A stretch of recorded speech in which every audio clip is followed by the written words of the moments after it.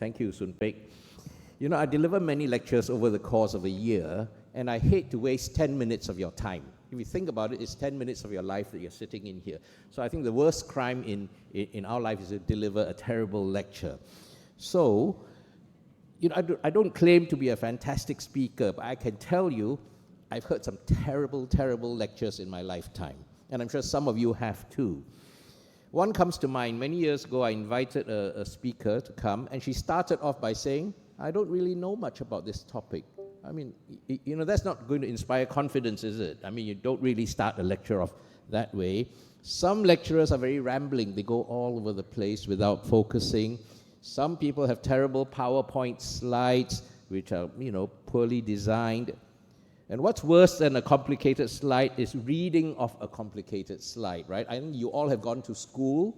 You don't need me to read the slide out for you that's up on the screen, right? So that's something that's not a great thing. Now, some people speak in this inaudible monotone throughout their 10-minute lecture. And if you don't fall asleep, I would fall asleep as a speaker. So you've got to have some enthusiasm and belief in the topic that you're speaking. And quite commonly, and I would say this, in India, sometimes the lecturers go on a bit too long over time, you know, but this meeting has been good. Everyone's been on time. It's been fantastic. But perhaps the most common crime, I would say, is that you have a lack of a focused message or a take-home point. Remember, the PowerPoint presentation is just a guide for what you're going to speak. It's not to be read out. And in many cases, the simpler your PowerPoint slide, the better, and less is indeed more. So what makes for a decent lecture, okay? Well, first of all, your topic's got to be reasonably interesting. You obviously need a bit of expertise in the subject. Now, it's got to be consistent with the theme of the symposium. You know, every meeting has a theme, every session has a theme. You've got to keep with it. Now, of course, if you have new data and research, that's absolutely important, but you don't always have to have it. But as I've said before, a clear message and conclusion is critical. That's not enough. You might have all these points, but your lecture might still not be memorable. So what makes a decent lecture memorable? So number one, you need to have some in-depth background knowledge of your topic, know your subject, but just as importantly, know your audience. I can see out here we've got a mix of ages. We've got some very senior people, some middle grade people, and some junior people. And sometimes it's hard to tailor a talk when you've got a very diverse audience. But you also need to know the market or the environment that you're speaking in. Now, something that's not appreciated sometimes is you've got to know the other topics in a session so that you can put your talk in context. Perhaps not so much in this session, but in, say, an IOL session or a refractive symposium. You need to know what the other talks are so that you can kind of slant your talk and complement the session better. Planning your lecture is absolutely important. What's your message? Tell the story that you're going to tell in the allotted time. It's a bit like making the movie that Samresh was saying. You need to tell that story. It's always useful to add a little anecdote. And of course, powerful PowerPoint design is very important. And what you need to do is collect useful images and videos over your career and archive and file them away so that you can pull them out to really improve the quality of your lecture. Now, here's something that's very basic and very silly, you might think. So tell the audience what you're going to tell them. Like I told you at the beginning, I'm going to talk to you about how to deliver a memorable lecture. At the beginning and in the middle, I'm still telling you. And at the end, I'm going to tell you, I told you how to give a memorable lecture. So there's no mistake. You know, audience sometimes are a bit, you know, not too bright, and they kind of lose your train of thought. So you've got to do that. Inject a bit of a humor. Use memorable moments. So this is a picture I took some 20 years ago in Borneo. And I've used this slide in several lectures of mine over the years, and you can caption this. We should run a caption contest for this. So one of the captions I use is, this is how I do a toric IOL alignment. Or a real doctor doesn't need a slit lamp, right? So these things lighten and really brighten up your talk. You need to communicate with your audience and develop a relationship and engage with them. So in other words, you speak with them, not necessarily to them. And I learned quite a useful tip. You know, when you're talking to an audience, say, full of people, you want to address the person who's sitting in the last row there. Because if he's listening to me and can hear me, everyone else in front of him is also listening to you.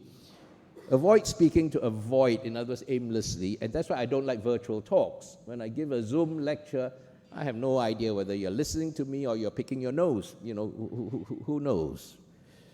So relate content to real situations. Like I dropped a nucleus yesterday because I didn't listen to Professor Chi. You know, you can relate to that. That is real life. These events happen. So speak loudly and confidently as far as you can.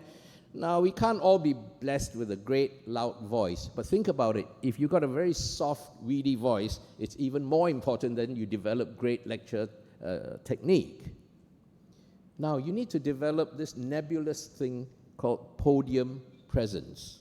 I mean, what is podium presence? Podium presence is when somebody stands at the podium, you stop whatever you're doing, and you're going to listen to him. Now, of course, politicians are the ones who really have podium presence. Lee Kuan Yew, our former Prime Minister, JFK, Churchill, Martin Luther King, and I'm sure many Indian politicians. But in ophthalmology, my previous boss, Arthur Lim, Amma Agarwal, when Amma speaks, you dare not look away, right? You listen. John Marshall, Brian Little, Bobby Osher, Donald Tan, Mohan Rajan speaks so loudly, again, you can't stop but listen to him. David Chang, Eric Donenfeld, they're all very good. Were they born orators? No, they all over the years developed their speaking technique to what they are today, such that everyone listens to them. It also helps, of course, if you have a fairly thick skin and really an overabundance of confidence. It's really helpful. Practice makes perfect. The more you do it, the easier it comes. Of course, the day you become a resident and the day you graduate from residency, you're expected to stand up here and speak among all the luminaries. It's a bit daunting, but the more you do it, the easier it becomes. Now, it also looks good if you are famous and good looking. So like my sister, Michelle, who won an Academy Award in Hollywood last year. So, sorry, you can't hear that. But when Michelle speaks, people listen. But you and I are not as famous as she is, so we need good speaking technique, don't we? So you also need to pay extra attention to the start and the end of your lecture. And the start doesn't mean just saying a good morning to everyone. You know, look at the people, address them, relate to them, engage the audience, and you need a powerful summary and conclusion at the end instead of just letting it peter out into nothing. So, just to end with, so when does your decent lecture become memorable? Okay? It becomes memorable when a few handphones, I see one or two handphones recording and taking photos of my slides and my talk. You know, people are listening. When I can see that people are paying attention and not chit-chatting to each other, when there's some questions and discussion at the end, when delegates change their practice because of your lecture. Now think about it. I mean, if I've given a lecture to you and you go home and just do things exactly the same way without adopting the technique or modifying your practice, I've wasted your life, I've wasted 10 minutes of my life. So that hasn't worked.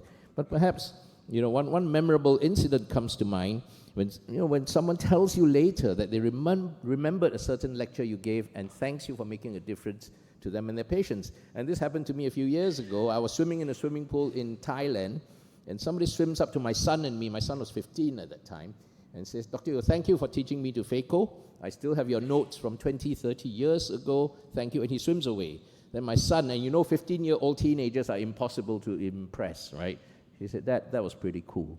So that, you know, brings home the privilege that we have as teachers and the duty we have to our audience to really deliver decent, if not memorable, lectures. Thank you very much for listening to me, and I hope you all give many more memorable lectures. Happy to take any questions or comments, Soon Pei. Yeah, thanks, Ron. That was a great lecture. I think what I have always learned from you is less is more. Okay, I think we often cram too much information, and if you're just listening to the speaker for the first time on this topic, you can't absorb everything. So I think less is more, then the message becomes crystal clear. I'm glad that you changed your practice because of me. You should have seen her slides from 20 years ago. There was no background, it was all text. Right? Do you remember some of your slides with drawings and arrows? Yeah, so fewer words is better.